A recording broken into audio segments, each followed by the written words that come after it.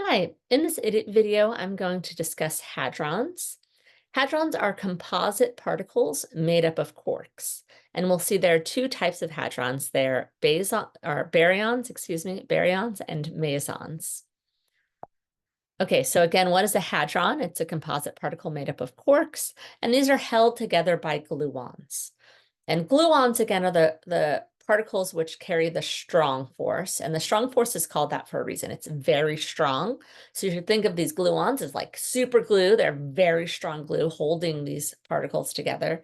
And in fact, it's so strong that if you were to take a hadron and grab on the quarks and sort of try to pull them apart, it would require so much energy that you would actually pop new quarks into existence. So maybe you'd start with one composite particle and then you'd end up with multiple composite particles.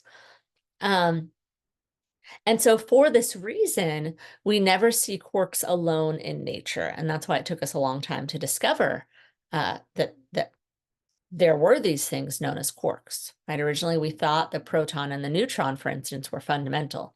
And then in the 70s, they started discovering all of these different particles, and they thought, wow, there's sure a whole lot of fundamental particles in nature.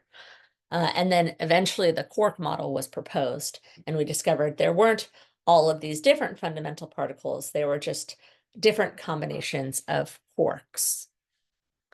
So these are always going to have an integer charge. So whenever we have composite particles, so the reason we thought the charge of the proton was fundamental, and it's referred to as the fundamental charge, is because everything that we saw in nature, all composite particles, had some integer number of that. It turns out that that's just because quarks are always going to be added up in combinations that add up to an integer of the fractional charge. These are also always going to be color neutral. And so we'll learn that baryons are made up of 3 quarks, and you're always going to have one red, one green, and one blue so that they're white. Or mesons are made up of a quark and an antiquark. So if one is red, the other one must be anti-red, so it's white. So we aren't going to be seeing any color, this color property in nature. So again, color, remembered, actually doesn't have anything to do with the visible spectrum. It doesn't mean these particles are literally colored.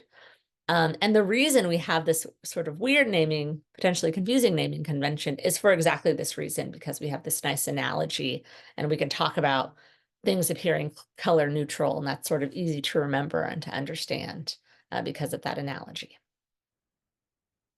Okay, so again, what are baryons? This is a hadron made up of exactly 3 quarks. We could also talk about antibaryons, which are made up of 3 antiquarks.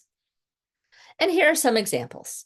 So the proton and the neutron are very familiar baryons, right? The proton is 2 ups and a down. The neutron is an up and 2 downs.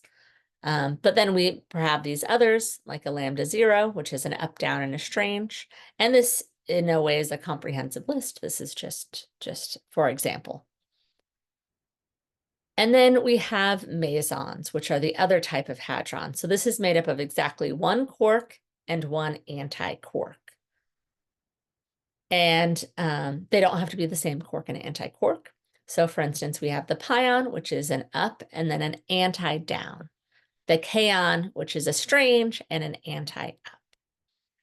And then again, this is in no way a comprehensive list. This is just an example. And again, you see our charge is always going to end up with an integer value of charge. All right, so that's a brief introduction to hadrons.